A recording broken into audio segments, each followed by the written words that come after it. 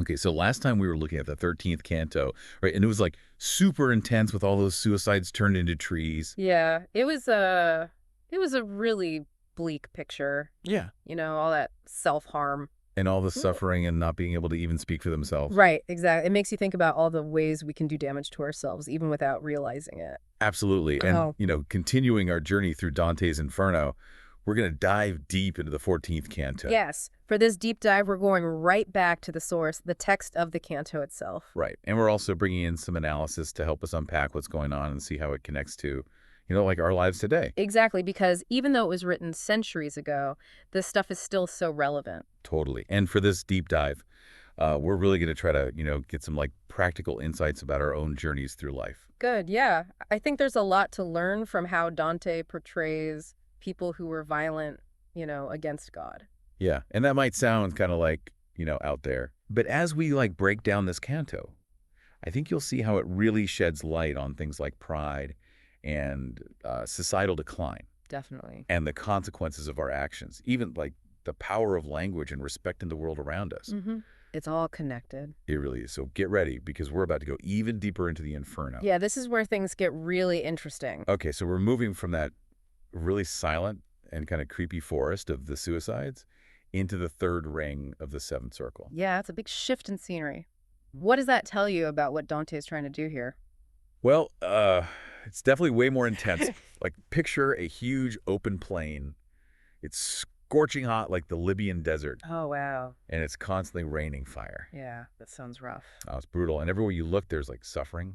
You just can't escape it. And within this fiery landscape, Dante encounters three distinct groups of sinners, right? The blasphemers, the sodomites, and the users. Right. And it's so interesting how he portrays them physically. Like the blasphemers, they're lying on their backs, totally helpless. Yeah, like they're totally exposed to the flames. And then the sodomites, they're constantly running in circles, never finding any rest. Like they're being driven by some kind of relentless inner turmoil. Exactly. And then there's the users, Mhm. and they're all like huddled and crouched down, almost as if they're being crushed by the weight of their sins. It's a powerful way of showing how different sins manifest in different forms of suffering. And it's within this like totally desolate place that we meet Capaneus, and wow, this guy is something else. Right, he's one of the most memorable figures in this whole canto. So who was Capaneus and what makes him stand out so much? Well, Capaneus was this like legendary king, Mhm. super powerful, and he laid siege to Thebes, Okay.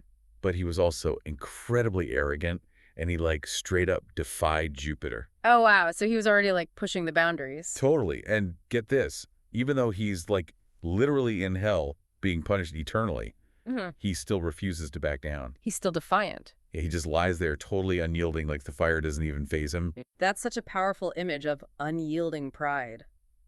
What does Virgil make of all this? But Virgil's not impressed. He basically tells Capaneus to like get over himself, Yeah. you know? He calls him out. Yeah. And what's really interesting is how Virgil explains that Capaneus's pride, his stubbornness, is actually part of his punishment. Like it's feeding his suffering. Exactly. It's this self-inflicted torment. And it makes you think, how often do we do that to ourselves? That's a good point. I mean, how often do we cling to our own ideas even when they're clearly causing us pain? Right. Or when we refuse to admit we're wrong. Yeah. Yeah, it's like we're holding onto that burning coal and wondering why it hurts. Totally. Capaneus is like this extreme example of how our pride can literally become our downfall. A very literal downfall in this case. And then Dante and Virgil, they come across this river of boiling blood. It's called the Phlegathon. Yeah, and this is where Virgil tells Dante this really wild story about where all the rivers of hell come from. Right. It's like a mythical origin story. And it involves this giant old man on the island of Crete, the Grand Velio. The Old Man of Crete, it's such a striking image. I know. So can you describe this statue for us and tell us what it all means? Because I think there's a lot to unpack here. Okay, so imagine this colossal statue, right? The head is made of pure gold. Oh. Yes, symbolizing like a past golden age of innocence and purity. Then you've got the chest and arms made of silver, and then a bronze torso, and then legs of iron. So it's like going from precious metals to more common ones. Exactly, and it represents this decline, right? Like things are getting progressively worse, more corrupt. Like a step-by-step degradation. And then to top it off, the right foot is made of terracotta, that kind of fragile baked clay. Oh, wow. So it's like the foundation is super weak. Exactly. It's like this image of ultimate fragility. I see. So it's like this whole allegory for the downfall of humanity. Right, and Dante actually borrows this idea from the Bible.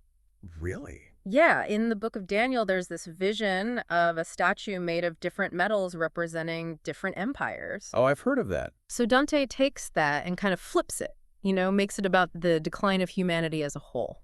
Wow, that's so clever. Yeah, and it makes you think about how we view history, right? Like, are we getting better or worse? Or is it just like cycles of rising and falling? Right, and where do we fit into all of this? Yeah, like what material are we made of, you know?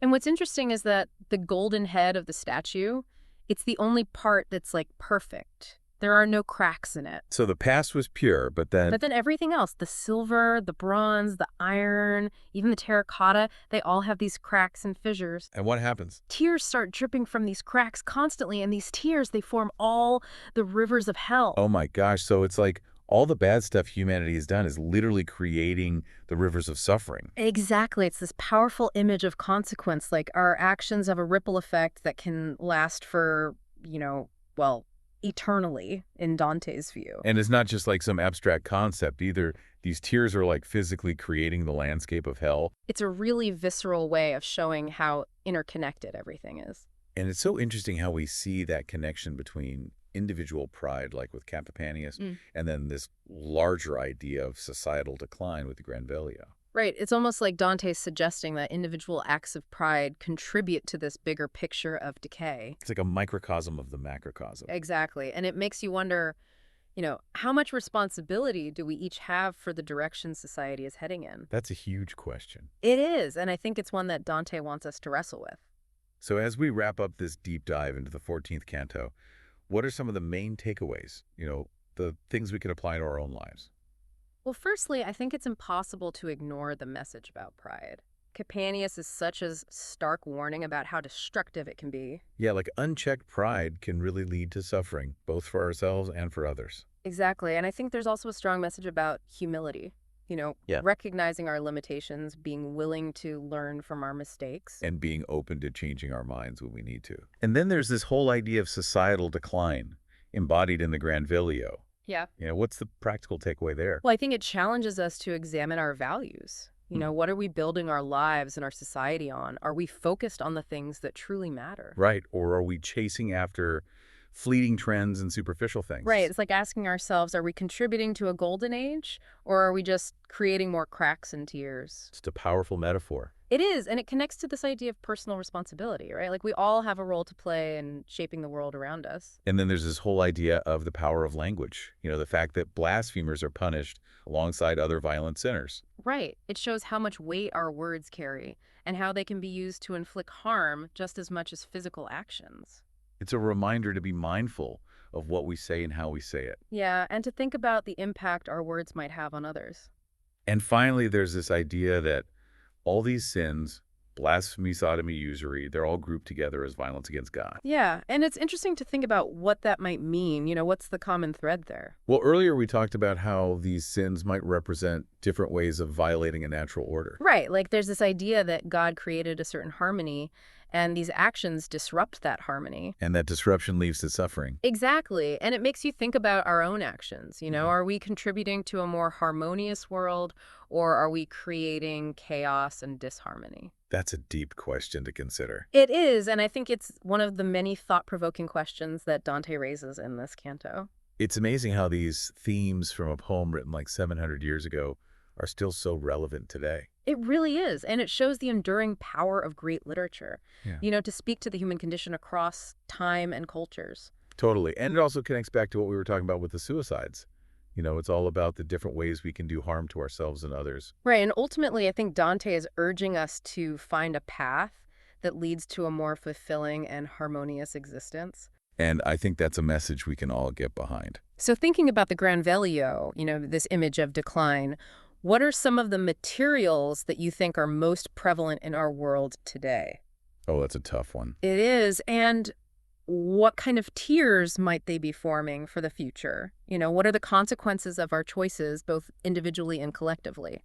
Those are really important questions for all of us to consider. They are. Well, this has been the 14th of 100 deep dives. Thanks for joining us on this journey through the inferno. We'll see you next time for another deep dive.